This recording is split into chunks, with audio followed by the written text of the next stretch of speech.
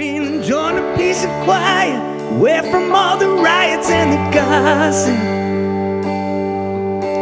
I've been laying low, had to go searching for my soul where I lost it. Don't wait up for me.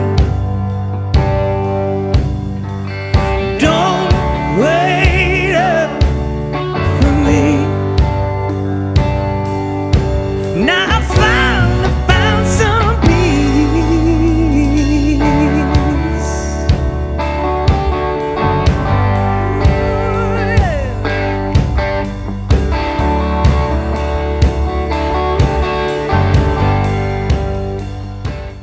So Cormac, you have a new album called White Feather coming out, and it's got a bit of a Nashville connection going on. So did you move over there to record the album and write it, or how did it all come together? No, I didn't move over there, but funny, every time I go back, a lot of my friends over there keep kind of tempting me and kind of slagging me a bit, saying, "You're gonna end up living here, man."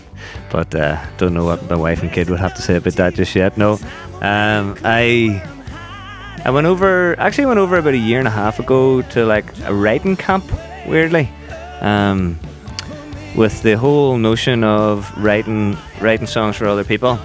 It was something I'd been really interested about getting into, and just generally co-writing. You know, up until that point, apart from the odd exception, I'd only ever really written with the answer. You know, and obviously that's great, but I suppose I wanted to expand my horizons from a writing point of view, and just had one of the best weeks of my life, you know, and instead of really ending up with a ton of songs that I was going to farm out to other people, came home with a ton of songs that I didn't want to let go, because they were quite confessional, and you know, I put a lot of my past and what's going on in my life into those songs, and thankfully the people who were in the room with me let me do that.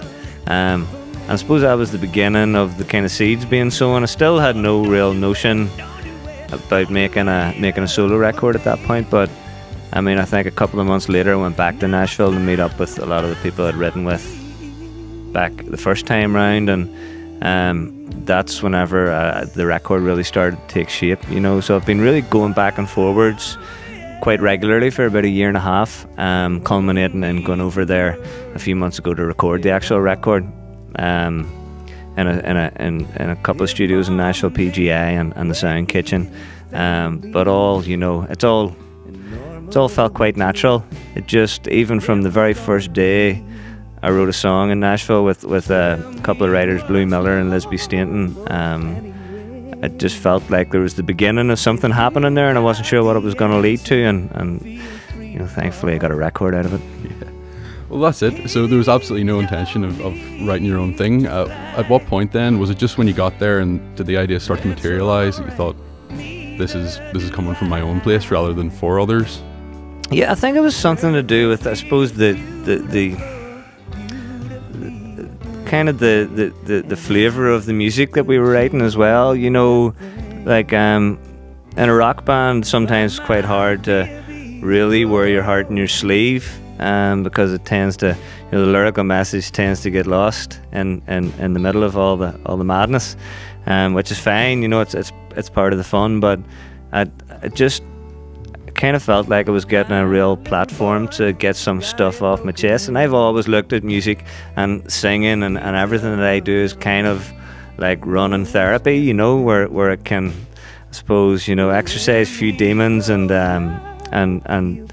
you conjure up some new ones, I suppose. But just the writers and like I say, the flavour of it all, and a load of different bits and pieces coming together to really just allow me to make a record. You know, like every song I wrote with loads of writers in this record, and I would kind of move from studio to studio, because you can get inspiration just from being in a room with different people alone, you know. And but somehow there's a thread running through it, and it's a real testimony to the other people I was writing with, to let me get it all out there, you know. Like some of the sessions were quite, like, really quite emotional, to be honest. I was talking about stuff that I normally wouldn't talk openly about, but I mean, I'm sure most songwriters would tell you that there's no space for holding back whenever you're writing a song, you know, and so it's real, you know, and it's pretty heavy stuff, but yeah, it was just great to be able to, I suppose, express myself in a way I probably hadn't been able to do up until that point in my musical career, you know. Like I say, it's just felt right, and even as a singer, I'm able to explore different tones in my voice that just I wouldn't get the chance to do in the rock arena, you know. So yeah, I'm really enjoying the journey so far. He don't need to fly.